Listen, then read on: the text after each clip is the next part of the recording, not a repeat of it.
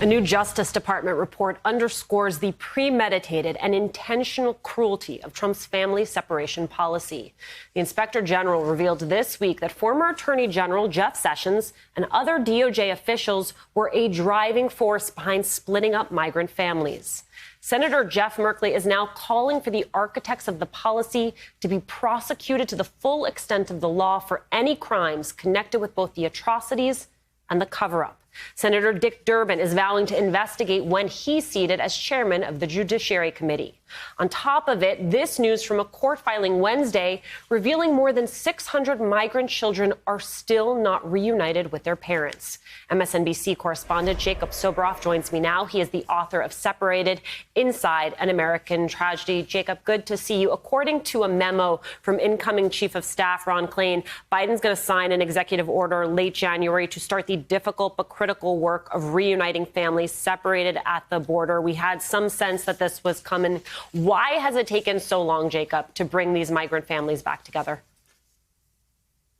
Well, because of how spectacularly disastrous this policy has been from the very first day that the Trump administration started separating people in the El Paso sector as part of a pilot program to remove parents from their children in order to deter them from coming to this country. And I think what's most critical about this Department of Justice Inspector General report is that it is now a roadmap for potential future prosecutions, Alicia, of members of the Trump administration under an incoming Biden-Harris administration. And it was the president-elect himself who called this policy criminal in the debate with our very own Kristen Welker.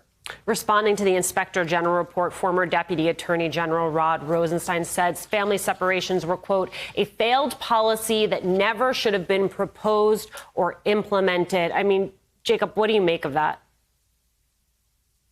Well, sure is nice of him to say that now. He didn't say it when, as the report details, he was in meetings in the earliest days talking about this with border prosecutors and others who were raising objections to it, nor did he say that, according to this report, when he was hanging out with Attorney General Sessions, perhaps the greatest cheerleader of the policy, or speaking with Secretary of Homeland Security Kirstjen Nielsen. People that I've talked to predictably say, it is far too little, far too late. Why don't you talk to the children who have been traumatized for life as a result of this policy? As you know, Health and Human Services Secretary Alex Azar resigned this week. What was his role in separating families? I'm glad you brought that up, because one thing I noticed in Azar's resignation letter is that there was nary a mention of the family separation policy. Every one of the children taken from their parents was housed under HHS, literally under an HHS roof. Alex Azar, while he's not necessarily responsible for the policy, was a member of the Trump administration during it. He didn't resign because of it, nor did he mention it in his resignation letter, although he did mention what happened up at the Capitol. So Alex Azar, who is a tremendously large figure, literally spent time trying to figure out how to reunite children and parents himself at the height of the policy, decided not to mention it in what effectively is his exit letter to the Trump administration. Unbelievable. Biden has promised to hold Trump officials accountable for the so-called zero-tolerance immigration policy. Take a listen. Our Justice Department and our investigative arms will make judgments about who is responsible, how they're responsible, and whether or not the conduct is criminal across the board. But as I said yesterday, I am not going to tell the Justice Department who they should prosecute and who they should not. That's a judgment that will be made by the Attorney General of the United States of America. Jacob, where do you think this falls on the very lengthy list of priorities for this new administration?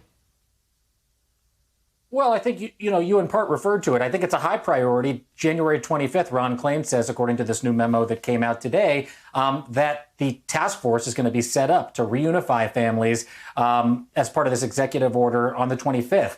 Does that mean that whatever's going to happen in the Justice Department is going to get kicked off on that day? No, not necessarily. But in addition to talking about it with our very own Jeff Bennett in that clip that you just played, he literally put it into television commercials when he was running for president at the 11th hour, almost as a closing argument. He repeated his own words. It's criminal.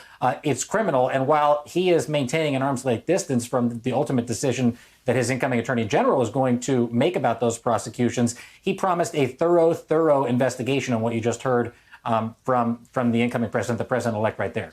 Jacob Soboroff, thanks so much.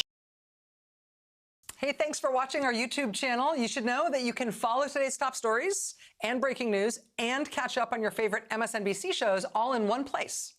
Download the NBC News app today.